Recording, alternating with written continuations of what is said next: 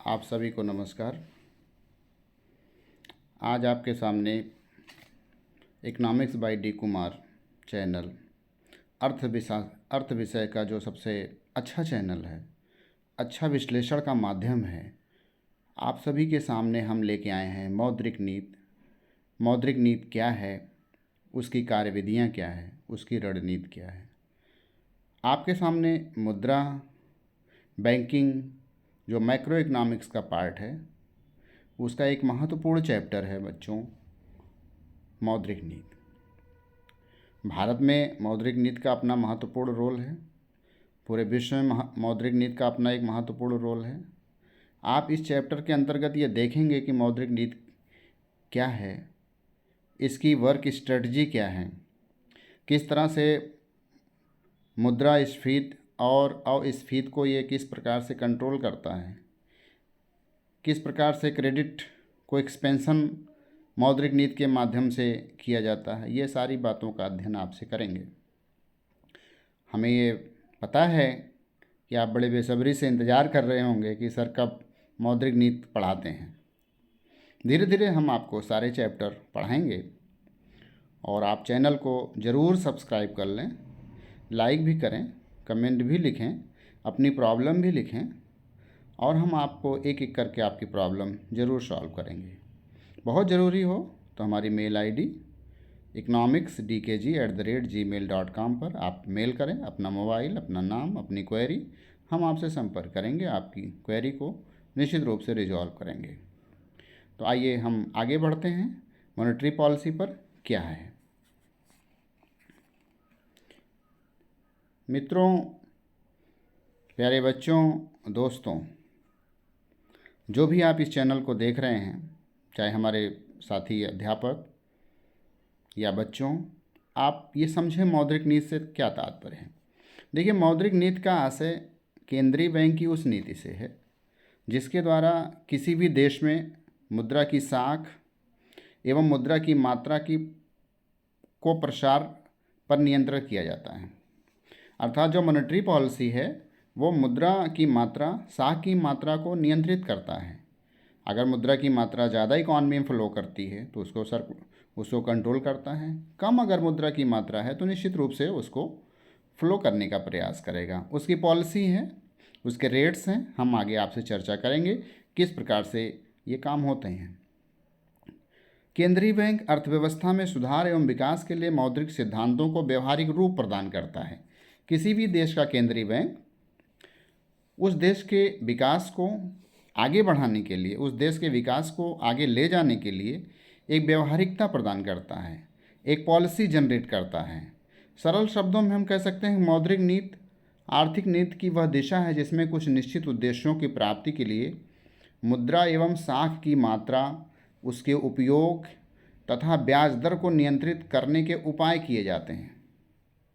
अर्थात economic policy के रूप में हम इसको जानते हैं, जो किसी हमारे किसी सर्टेन ऑब्जेक्टिव्स को प्राप्त करने के लिए देश की करेंसी, मुद्रा की मात्रा और उसके उपयोग और मुद्रा की मात्रा को बढ़ाने और घटाने के लिए जो ब्याज की दरें हैं, रेट ऑफ इंटरेस्ट, जो भारत में reserve bank of India control करता है। किसी भी देश का एक अपना केंद्रीय बैंक है। हर देश का केंद्रीय बैंक ब्याज दर को नियंत्रित करता है। ज़रूरत करने पर उसे बढ़ा सकता है, ज़रूरत पड़ने पर उसे कम भी कर सकता है। तो निश्चित रूप से भारत में मौद्रिक नीति भारतीय रिजर्व बैंक के द्वारा तैयार किया जाता है। तो आप ये समझ गए होंगे कि मौद्रिक नीति बेसिकली मुद्रा से संबंधित, मुद्रा एवं साख के प्रसार और साख के सर्कुलेशन, साख के कंट्रोल से संबंधित एक ऐसी नीति होती है जिसके माध्यम से किसी भी देश का केंद्रीय बैंक अपने उद्देश्यों को, अपने एक निर्धारित ऑब्जेक्ट को प्राप्त करने का प्रयास करता है। तो ये है कुल मिला के मौद्रिक नीति किसे कहते हैं। अब हम आगे आपको बढ़ाते हैं, मौद्रिक नीति के उद्देश्य क्या हैं। बेसिकली हम भारत के संदर्भ में बात करेंगे कि मौद्रिक नीति के क्या क्या ऑब्जेक्ट होते हैं। बहुत सरल से समझिए, बहुत सिंपल सी लैंग्वेज में मैं आपको बताने की कोशिश करूँगा कि मौद्रिक नीति आखिर में होती क्या है। मौद्रिक नीति जैसा हमने आपसे चर्चा किया, अब उसके ऑब्जेक्ट क्या हैं। देखिए, जो मेन उसका मोटिव्स है मौद्रिक नीति का, किसी भी देश में मूल्यों में स्थिरता, मतलब फ्लेक्स जो हमारी प्राइस है उसकी फ्लेक्सिबिलिटी को कम करना, जो उसकी लोचशीलता है, बहुत ज़्यादा अप हो जाना प्राइस का, जैसे महंगाई हो जाना या मंदी आ जाना। महंगाई भी बहुत अच्छी नहीं है, मंदी भी बहुत अच्छी नहीं है। महंगाई में किसी एक हिस्से को बहुत फ़ायदा होगा, मंदी में कोई एक हिस्सा टूट जाएगा, डिप्रेशन का शिकार हो जाएगा। तो उसको कंट्रोल करने के लिए प्राइस को एक बेस देना पड़ता है और वो काम मौद्रिक नीति के माध्यम से प्राइस को स्थिर करने का प्रयास किया जाता है। ना तो ज़्यादा इन्फ्लेशन हो, ना तो ज़्यादा डिफ्लेशन हो, एक ऐसी कंडीशन हो कि प्राइस स्टेबिलिटी विथ ग्रोथ को पाया जा सके। जैसा आपने हेरोडोमर में भी पढ़ा है कि प्राइस स्टेबिलिटी विथ ग्रोथ, तमाम इकोनॉमिक ग्रोथ मॉडल हमारे सामने रखते हैं कि मूल्यों में स्थिरता के साथ आर्थिक विकास को हम जीडीपी को, जीएनपी को हम आगे बढ़ा सकें। तो मौद्रिक नीति का एक जो ऑब्जेक्ट है, इसका सबसे मेन प्राइम ऑब्जेक्ट है कि मूल्यों में स्थिरता को लाना, ब्याज दर में स्थिरता लाना, रेट ऑफ इंटरेस्ट जिसके माध्यम से बैंक्स हैं, तमाम मॉनेटरी इंस्टीट्यूट्स हैं, लोन देते हैं, बैंक भी लोन देता है, तमाम और भी संस्थाएं हैं जो लोन को सैंक्शन करती हैं। तो उस पर जो रेट्स हैं उनमें भी स्थिरता बनाए रखना, इसका भी उद्देश्य मौद्रिक नीति का ही है। पूर्ण रोजगार की दिशा को प्राप्त करने के लिए काम करना। देखिए, जो तीसरा मोटिव्स है पर पूर्ण रोजगार, बड़ा ही महत्वपूर्ण एक लक्ष्य होता है कि पूर्ण रोजगार कैसे पाया जा सके। कुल मिला के रोजगार को बढ़ाना ही एक चैलेंजिंग होता है ना, कि रोजगार को हम बढ़ाएं कैसे। लेकिन यहाँ पे मॉनेटरी पॉलिसी के माध्यम से हम परफेक्ट एम्प्लॉय, अर्थात रोजगार का वह स्तर जहाँ पर बेरोजगारी ना के बराबर हो, अर्थात काम करने की इच्छुक सभी व्यक्ति को एक निश्चित मजदूरी की दर पर काम मिल सके। अर्थात जो मजदूरी की दर डिसाइडेड है, जो लॉस हैं, जो मजदूरी की दर दी गई है सरकार के द्वारा अधिकृत किया गया, उस वेज रेट पर काम करने के इच्छुक सबको काम मिल जाए, तो निश्चित रूप से पूर्ण रोजगार है। और पूर्ण रोजगार को प्राप्त करने की दिशा में हमेशा मौद्रिक नीति काम करती है। विनिमय दर की स्थिरता को बनाए रखना, रेट ऑफ एक्सचेंज, अर्थात डॉलर के सापेक्ष रुपए की लेन देन, रुपए की मात्रा, पाउंड स्टर्लिंग के सापेक्ष रुपए की कितनी मात्रा का लेन देन होगा, तो ये विनिमय दर है। अर्थात $1 के सापेक्ष पाउंड, $1 के सापेक्ष रुपए, या $1 के सापेक्ष रुपए, या $1 के सापेक्ष पाउंड, या पाउंड के सापेक्ष डॉलर, ये सारी विनिमय होती है। एक देश की मुद्रा के सापेक्ष दूसरे देश की मुद्रा कितनी मात्रा में लेन देन की जाएगी, that is known of rate of exchange. इसमें भी स्थिरता को बनाए रखना, ना तो बहुत अप हो ना तो बहुत डाउन हो, जिससे एक्सपोर्ट और इंपोर्ट बैलेंस ऑफ पेमेंट भी बैलेंस बना रहे, संतुलित बना रहे। आर्थिक विकास के लक्ष्य को प्राप्त करना, हमने पहले ही कह दिया कि economic growth is the main motives of the any economic policy. तो यहाँ पे भी आर्थिक विकास के लक्ष्य को प्राप्त करना, ये जो हमारा मोटिव्स है, ये भी मौद्रिक नीति का लक्ष्य है। मुद्रा की तटस्थता, अर्थात मुद्रा जो है बहुत ज़्यादा, मुद्रा की मात्रा बहुत ज़्यादा सर्कुलेशन में ना आ जाए कि जिससे इन्फ्लेशन बहुत अधिक हो जाए, या मुद्रा की मात्रा बहुत ज़्यादा सर्कुलेशन से बाहर ना चली जाए जिससे देश में मनी क्राइसिस हो जाए। तो मुद्रा की मात्रा में भी हम तटस्थता बनाए रखने का प्रयास करेंगे मौद्रिक नीति के माध्यम से। वित्तीय बाजार में स्थिरता हो, वित्तीय बाजार है, शेयर मार्केट है, बॉन्ड्स मार्केट है, और भी तमाम जो वित्तीय लेन देन, वित्तीय सौदे हैं, उनमें भी स्थिरता बनाए रखना कि ना तो उनका रेट बहुत ज़्यादा अप हो ना तो डाउन हो। प्राथमिक क्षेत्र को अधिक ऋण सुनिश्चित करना। देखिए, जो प्राथमिक क्षेत्र, प्राइमरी सेक्टर, जैसे कृषि और कृषि से संबंधित जो क्षेत्र हैं वो प्राइमरी सेक्टर होते हैं बेसिकली। तो उसमें जो लोन है, फार्मिंग लोन है, क्रॉपिंग लोन है, कृषि लोन है, या कृषि से संबंधित अन्य जो सेक्टर हैं जैसे मत्स्य है, मछली पालन है, और भी तमाम सेक्टर हैं, उसमें जो लोन की रिक्वायरमेंट्स है उनको भी लोन मिलना चाहिए। ये मेन मोटिव्स होता है किसी भी देश के केंद्रीय बैंक जो मौद्रिक नीति डिसाइड करता है। बैंकिंग को विनियमित और विस्तारित करना, तो जो मॉनेटरी पॉलिसी होती है वो बैंकिंग को रेगुलेट करती है। रेगुलेट का मतलब है उसको रूल्स रेगुलेशन प्रोवाइड करती है कि इस रूल और रेगुलेशन पे आप काम करेंगे, उसकी जैसे विस्तारित करें। जहाँ पर जिन रूरल सेक्टर में बैंकों की मात्रा नहीं है, एटीएम नहीं है, ब्रांचेज नहीं हैं, या बहुत ही इंटीरियर्स हैं, हिली एरिया है, वहाँ पर ब्रांचेज, वहाँ पे बैंक्स वगैरह और नॉन बैंक्स की स्थापना करना, ये भी मौद्रिक नीति का एक अपना हिस्सा है कि ज़्यादा से ज़्यादा जो रूरल सेक्टर हैं, जो ग्रामीण सेक्टर हैं, जो गरीब हैं, वंचित हैं, बेरोजगार हैं, या जो विकास की मुख्य धारा में नहीं आए हैं, उनको भी ब्रांचेस, बैंक की ब्रांचेस खोल करके उनको भी इंक्लूड करें, जिसे हम फाइनेंशियल इंक्लूजन के नाम से जानते हैं, वित्तीय समावेशन के नाम से जानते हैं। जो भारत सरकार की बहुत ही बड़ी महत्वाकांक्षी योजना प्रधानमंत्री जनधन योजना, जैसा कि आप सभी ने सुना होगा कि प्रधानमंत्री जनधन योजना एक फाइनेंशियल इंक्लूजन की बहुत ही एम्बिशियस प्लान है, जिसके माध्यम से रूरल और इंटीरियर सेक्टर में जो लोग रह रहे हैं उनको बैंक के माध्यम से जोड़ना, और ताकि उनकी ज़रूरतों को, उनको लोन वगैरह, या वो भी बैंक से लेन देन कर सकें, उनको भी एटीएम वगैरह प्रोवाइड करना, उनको भी मोबाइल बैंकिंग से जोड़ना, उनको भी तमाम बैंकिंग की सुविधाएं, फैसिलिटीज़ को प्रोवाइड करना। ये तो आपने पढ़ा कि क्या उद्देश्य है मौद्रिक नीति के। अब आप देखिए मौद्रिक नीति, जैसा आप जानते हैं कि मौद्रिक नीति के आपने उद्देश्य पढ़ा। अब उद्देश्यों को प्राप्त करने के क्या मेजर्स हैं, क्या उपाय हैं? मात्रात्मक उपाय और गुणात्मक उपाय, दो उपाय हैं, एक क्वांटिटेटिव और एक सेलेक्टिव। मात्रात्मक, जिसके माध्यम से देश की केंद्रीय बैंक मुद्रा की मात्रा को कंट्रोल करती है। और गुणात्मक से तात्पर्य है कि मुद्रा की दिशा को चेंज करती है, मुद्रा की दिशा को रेगुलेट करती है, जिससे प्रत्येक सेक्टर में जो मुद्रा है वो मतलब बहुत ज़्यादा अधिक मात्रा में किसी सेक्टर में ना हो जाए, किसी सेक्टर में बहुत कम ना हो जाए। तो मुद्रा की मात्रा और दिशा, जो उसकी डायरेक्शन है, उसको भी जो है सही सर्कुलेट में, उसको भी सही दिशा को देना। तो ये गुणात्मक हो गया। तो देखिए मात्रात्मक में क्या है। मात्रात्मक में बहुत सारे टर्म्स हैं जिसको मैं आगे बढ़ाऊंगा। तो ये यहाँ पर हमने देखिए अभी आपको रिवर्स रेपो रेट और रिवर्स रेपो रेट दिया है, जिसको मैं अभी आगे बता रहा हूँ आपसे कि ये क्या है। तो आइए आपको आगे बढ़ाते हैं। अभी हम उसको भी बताएंगे एक एक करके। देखिए मात्रात्मक उपाय। मात्रात्मक साख नियंत्रण वह है जिसका उद्देश्य किसी देश की साख मुद्रा की कुल मात्रा को कंट्रोल करना होता है। बहुत सारे टर्म्स हैं। बैंक दर, बहुत सारे इसके टाइप्स हैं। मात्रात्मक कैसे? बैंक दर ब्याज की वह न्यूनतम दर है जिस पर किसी देश का केंद्रीय बैंक व्यापारिक बैंकों को ऋण देने को तैयार होता है।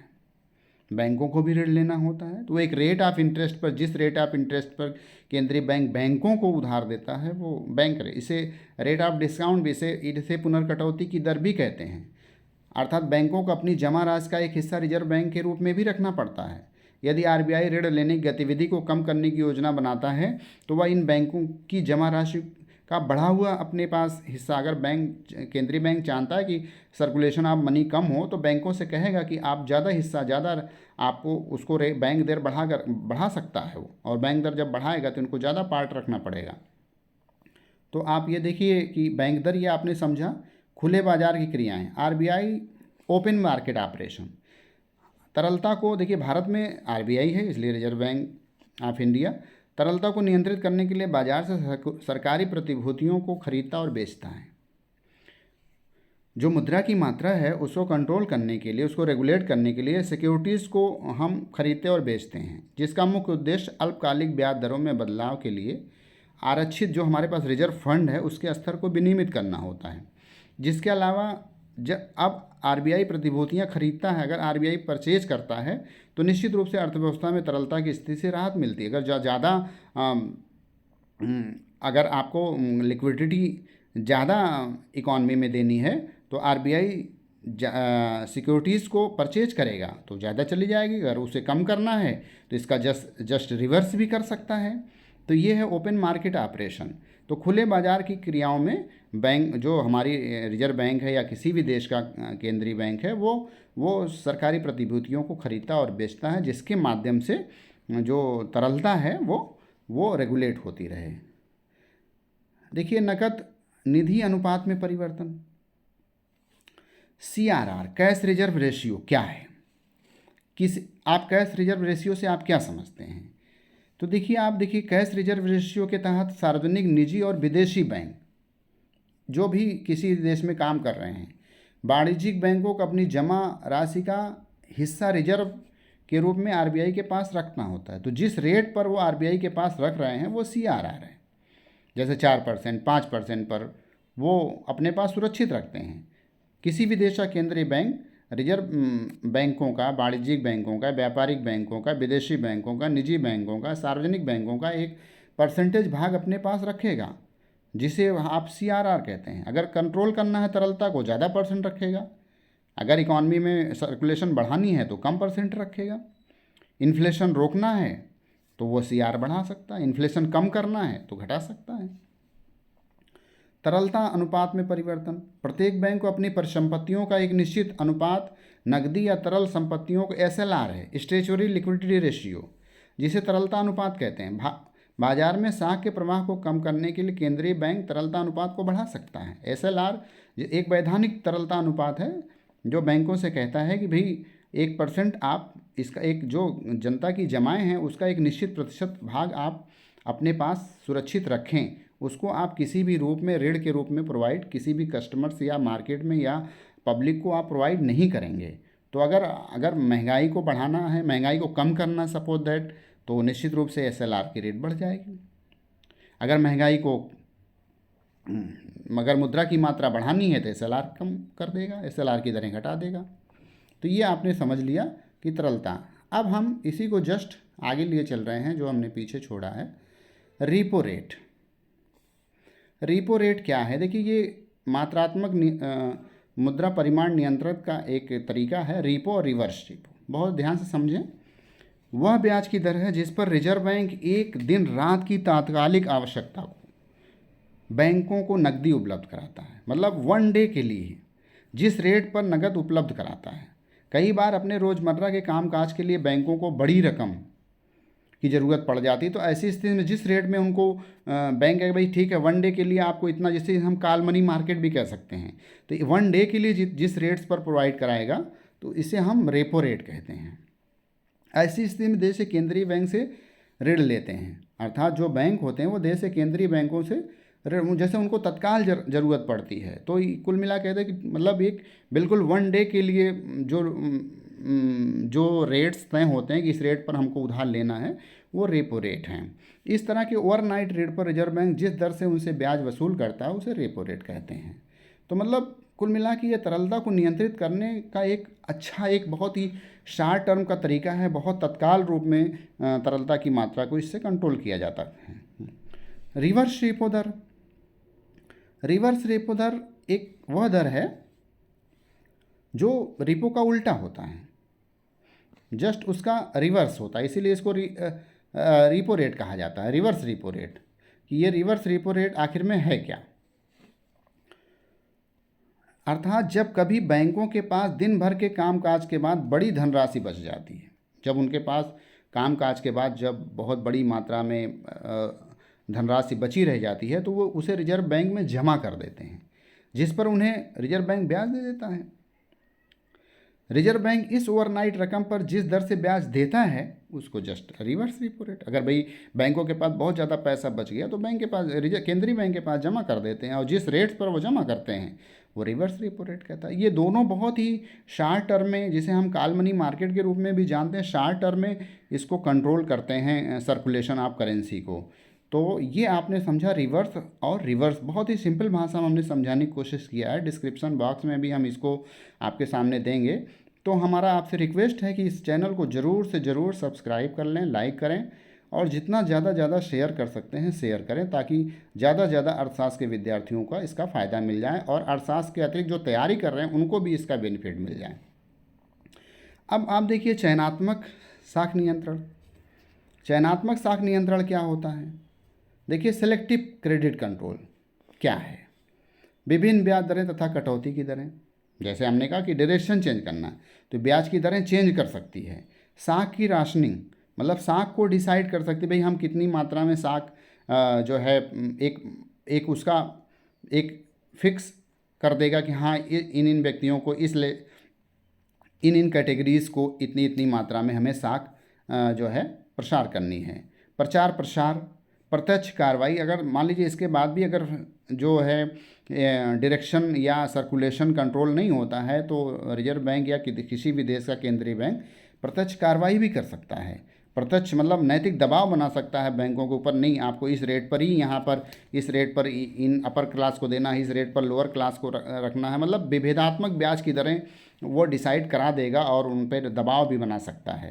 तो ये आपने समझा कि गुणात्मक क्या है, चयनात्मक क्या है।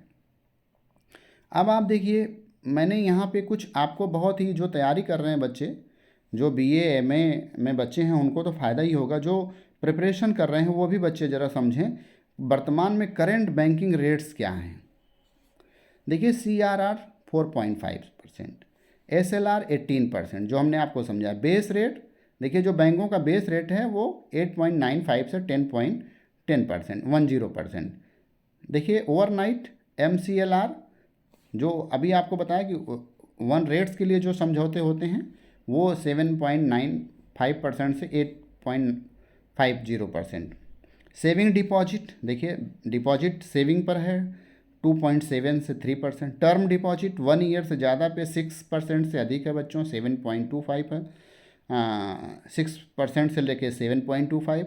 Policy rates, policy repo rate देखिए 6.5%। Standard deposit facility rate 6.25%। Marginal standing facility rate 6.75%। Banking rate कितना है वर्तमान में 6.75%। फिक्स रिवर्स रिपो रेट कितना है 3.35%। तो ये आप नोट कर लीजिएगा, याद कर लीजिएगा। और एक्सचेंज रेट भी हमने देखिए यहाँ पर देने की कोशिश किया है। INR/1 अर्थात $1 1 USD डॉलर की कितनी रुपीज़ है, देखिए 83.32448। इस तरह से आप इसको अलग अलग, ये यूरो में कितनी है ये आप अलग अलग इसको अलग अलग नोट कर लीजिएगा। तो निश्चित रूप से देखिए अब आपको मैंने एक किताब यहाँ पे मैं बताने जा रहा हूँ जो मुद्रा बैंकिंग तथा लोकवित्त का एक बहुत अच्छी किताब है, जिसे अर्थशास्त्र के विद्यार्थियों को पढ़ना बहुत है। अगर आपने इस बुक को नहीं पढ़ा मुद्रा बैंकिंग और लोकवित्त के लिए तो बहुत मुश्किल होगा आपको आगे बढ़ना। तो देखिए मुद्रा बैंकिंग तथा लोकवित्त प्रोफेसर SN लाल शुभम पब्लिकेशन की किताब है ये, और बहुत अच्छे राइटर, बहुत अच्छे लेखक, बहुत अच्छे विद्वान की किताब है। जिनका नाम लिया जाए तो शायद वो परिचय के मोहताज नहीं है। प्रोफेसर SN लाल जो हमारे गुरु भी रहे हैं, जो मेरे अपने व्यक्तिगत बहुत ही मेरे अकाट्य संबंध हैं, अच्छे लेखक हैं, अच्छे इंसान हैं, अच्छा लिखते हैं। हम सभी लोगों ने, ये मान चलिए हज़ारों की, न जाने कितने हज़ारों की संख्या में इकोनॉमिक्स के विद्वानों ने इसको पढ़ा। आज IAS PCS तमाम किताबें हैं लाल सर की, व्यष्टि अर्थशास्त्र, समष्टि अर्थशास्त्र, मुद्रा बैंकिंग, अंतर्राष्ट्रीय अर्थशास्त्र, भारतीय अर्थव्यवस्था सर्वेक्षण एवं विश्लेषण, लोक वित्त, आर्थिक विश्लेषण की तकनीक। Many types of books for the economics has been written by the sir. तो आप इस बुक को ले सकते हैं। यहाँ हमने अमेजन का एक लिंक भी आपको दिया है, वो डिस्क्रिप्शन बॉक्स में भी हम आपको देंगे। तो ये बुक भी आप परचेज कर सकते हैं, बाज़ार में उपलब्ध है, अमेजन पर उपलब्ध है, आप ऑनलाइन ऑर्डर कर सकते हैं। इसको पढ़िए और लेक्चर को ज़रूर ध्यान से सुने ताकि आपको समझ में आती रहे। और फिर से हमारा यही अनुरोध है आप सभी से कि इस चैनल के लिए आप जो भी कर सकते हैं मैक्सिमम कोऑपरेट करिए, क्योंकि निःशुल्क सेवाएं आपको हम दे रहे हैं अपना समय निकाल करके। तो आपसे मेरा अनुरोध है कि इसको अपनी अंगुलियों के माध्यम एक एक अंगुली बढ़ाएंगे तो निश्चित रूप से सब्सक्राइबर भी होंगे और कंटेंट की एक अपनी हम क्वालिटी भी आपको दे पाएंगे। तो आप सभी से हम अब विदा लेते हैं। आज के लिए बस इतना ही। आपसे फिर मिलेंगे और आप पढ़ते रहिए, समझते रहिए, निश्चित रूप से आपको बहुत फ़ायदा मिलेगा। थैंक यू बच्चों, धन्यवाद, नमस्ते।